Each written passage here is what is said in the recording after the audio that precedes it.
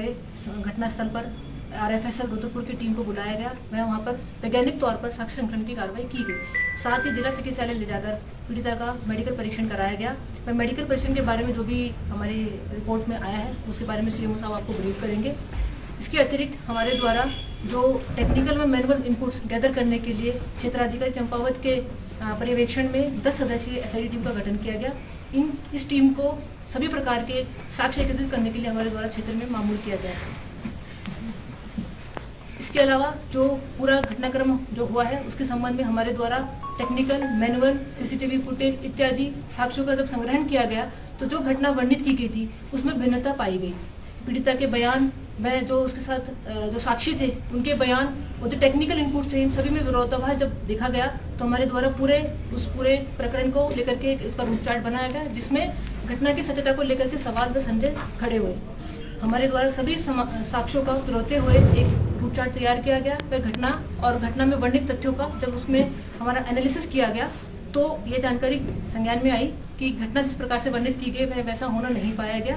पीड़िता से जब इस संबंध में पुनः बात की गई और उसके संबंध में उनसे जब विचारण किया गया तो पीड़िता द्वारा यह स्पष्ट किया गया, वह एक्सेप्ट भी किया गया कि जो घटना जिस प्रकार से वर्णित की गई वह घटना उस प्रकार से होना नहीं पाई गई है। यह कुछ लोगों के द्वारा ये षड्यंत्र करके पूरा घटनाक्रम को रचा गया था। इसमें जो षड्यंत्र करता थे वह कमल रावत, उनके एक महिला सदस्य, साथी व अन्य लोग, इन लोगों के द्वारा मिलकर के अब कमल रावत द्वारा पूर्व में एक प्रकरण को लेकर के वह अभियुक्त रहे हैं, जिसको लेकर के उसके मन में खेद था कि मैं जिन लोगों ने उस प्रकरण में उसकी पैरवी की थी उनके विरुद्ध वह बदला लेने की भावना से ग्रसित थे। इस जो हमारी नाबालिग पीड़िता है इसका प्रयोग करके, इसका यूज करके उनके द्वारा अपनी जो एक बदले की भावना है उसकी पूर्ति हेतु पूरा षड्यंत्र रचा गया। इस षड्यंत्र को रचने के लिए उनके द्वारा जो पीड़िता है उसकी दोस्त की शादी के समारोह को उन्होंने प्लानिंग का अपना एग्जीक्यूशन डे बना। उस दिन पीड़िता अपने दोस्त के साथ अपने दोस्त की शादी के समारोह जब खत्म हो गया तब वह उनकी प्लानिंग थी कि वो विनोद जो कि पीड़िता का दोस्त है उसके घर जाएंगे और वहां पर पूरा प्लानिंग जो उन्होंने की थी उसको अंजाम देंगे। क्योंकि विनोद पहले ही घटनास्थल से चला गया था, शादी समारोह से चला गया था, तो उनके उस प्लान की पूर्ति नहीं हो पाई। तो उन्होंने सोचा कि आज हम जो प्लान हमने बनाया है उसको एग्जीक्यूट जरूर करेंगे। तो उनके द्वारा ही विनोद के किसी परिचित का एक डेयरी के निकट जो आवास था उसको अपना घटनास्थल के रूप में चिन्हित किया गया। वहां पर जाकर के उनके द्वारा स्वयं द्वारा वहां मौके पर पहुंच करके पूरा जो षड्यंत्र है वो रचा गया और इस प्रकार से पूरे षड्यंत्र को दिखाया गया कि यह एक सत्य घटना है। जबकि जिन व्यक्तियों के नाम तहरीर में नामजद किए गए हैं उन व्यक्तियों की मौजूदगी ना ही तो टेक्निकल आधार पर, ना ही जो स्वतंत्र साक्ष्य हैं उनके आधार पर उसकी पुष्टि हो पाई है। उनकी मौजूदगी अन्यत्र कहीं पाई गई, घटनास्थल के निकट भी उनकी मौजूदगी नहीं पाई गई। तो इस पूरे प्रकरण में जो मास्टरमाइंड था वह कमल रावत, उनके महिला मित्र, उनके साथी थे, जिन्होंने पीड़िता का उपयोग करते हुए, उसका यूज करते हुए उसको झूठा प्रलोभन यह दिया गया कि उसके जो बीमार पिता है उनका उपचार करा जाएगा, उसको आर्थिक रूप से उसको मदद की जाएगी। इस प्रलोभन और झांसे के चलते उसके द्वारा पीड़िता का यूज करते हुए अपने उद्देश्य की पूर्ति हेतु पूरे इस स्वांग को रचा गया और एक नाबालिग का यूज करते हुए उन्होंने नाबालिग के साथ इस प्रकार की विभत्स घटना कारित की जो शर्मनाक है, शर्मसार है।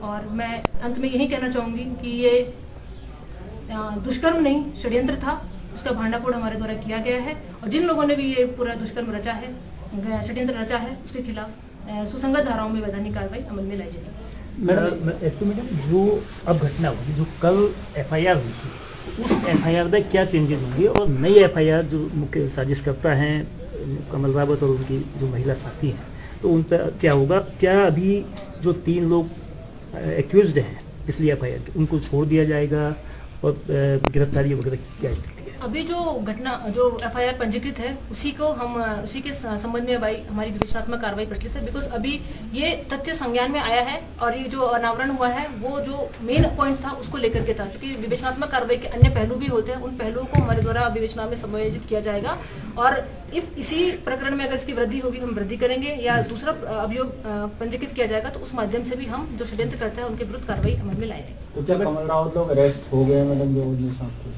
नहीं, अभी किसी की अरेस्टिंग नहीं हुई है, उनसे भी इस संबंध में पूछताछ की जाएगी। बिकॉज पीड़िता द्वारा माननीय न्यायालय के समक्ष इस पूरे घटना की जो सत्यता है उसके बारे में उजागर किया है। माननीय न्यायालय के समक्ष पीड़िता ने यह स्वीकारा है कि जो भी पूरा ये घटनाक्रम वर्णित हुआ था वह उस प्रकार से नहीं था। पूरा ये षड्यंत्र था। पीड़िता के साथ किसी भी प्रकार का जो नामजद अभियुक्त उनके द्वारा कोई दुष्कर्म नहीं किया गया। ये 164 सोशल मीडिया में 50 लाख का प्रलोभन दिया गया करते तो क्या होता? ऐसा कोई तथ्य भी हमारे प्रकाश में नहीं आया है। और ऐसा कोई मैडम एक फोटो वायरल हुआ था जिसमें से एक आरोपी जो युवक है वो उस जो पीड़ित युवती लड़की है उसको ले जा रहा था बाइक में, तो उसमें भी कुछ जानकारी मिली कि वो नहीं, उनके साथ स्वतः गई थी या यह प्रकरण बताया, जैसा कि बताया कि पीड़िता के मित्र की शादी थी जिसमें वह अपने दूसरे मित्र के साथ बैठ करके वो उस शादी में सम्मिलित होने के लिए गई थी।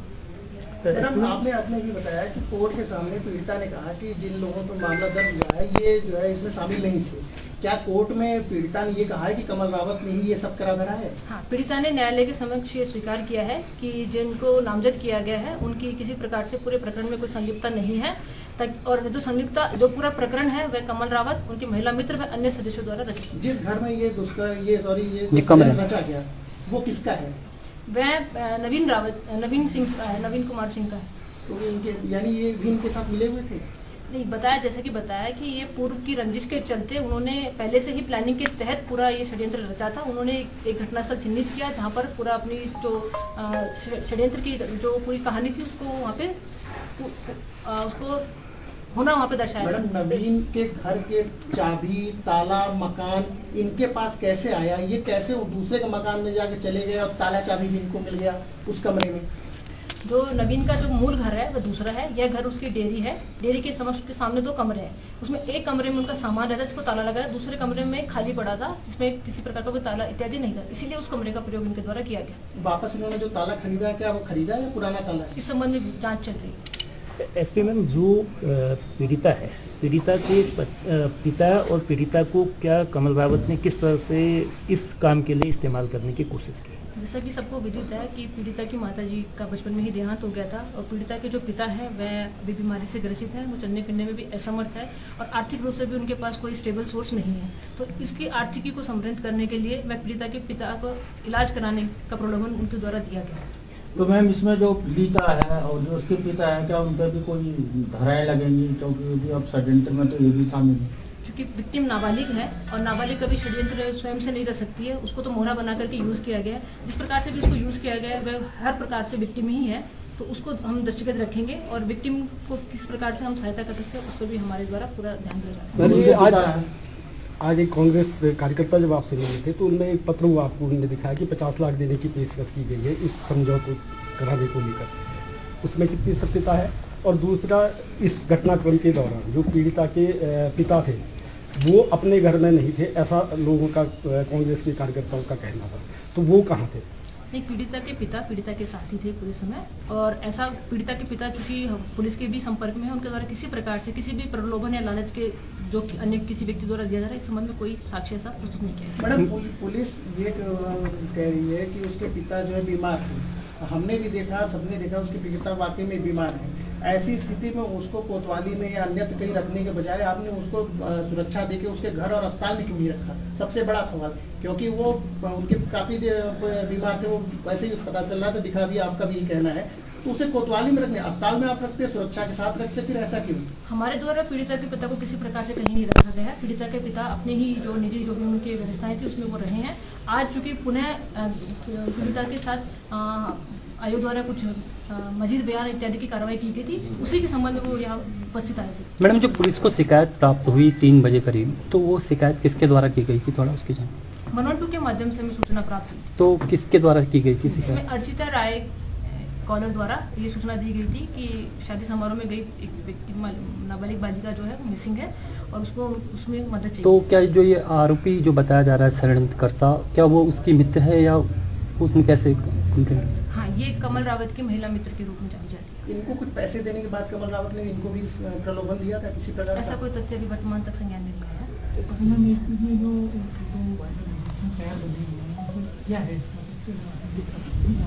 जैसा कि बताया गया कि पूरा षड्यंत्र इनके द्वारा रचित है, तो वो सारी घटनाक्रम जो हुई है, जो दिखाया जा रहा है, वह उन्हीं का प्लान का हिस्सा है। एसपी मैम, कमल रावत पर संदेह की सुई, मतलब शक की सुई कब से जानी थी? जैसे कमल रावत शुरुआत में लग रहे थे कि वो विक्टिम के हिमायती के रूप में, तो पुलिस को शक कैसे हुआ? जब पूरा घटनाक्रम हमारे संज्ञान में आया, हमने टेक्निकल और मैनुअल इनपुट जब गैदर किए तो एक व्यक्ति विशेष की पीड़िता के साथ एक दिन में बहुत ही ज़्यादा अत्यधिक कॉल्स थी जो उसी दिन की घटना को इंगित कर रही थी। साथ ही जो पूरा पीड़िता द्वारा अपने बयान में भी बताया गया, जब पीड़िता ने एक्सेप्ट किया कि उसके साथ दुष्कर्म नहीं हुआ, उसकी पुष्टि मेडिकल में भी जो सीएमओ साहब अभी आपको बताने वाले हैं। जब पूरा घटनाक्रम नहीं होना पाएगा तो जब पीड़िता से मजीद किया गया, पीड़िता ने एक्सेप्ट किया कि मेरे जो रिश्ते में चाचा लगते हैं वो उनकी महिला साथी व अन्य लोगों द्वारा पूरा षड्यंत्र करके इस घटना को अंजाम दिया गया। सर मेडिकल को लेकर क्या निकला? पीड़िता का जो मेडिकल हुआ था उसमें क्या रिपोर्ट सामने आई है और इसमें क्या पाया?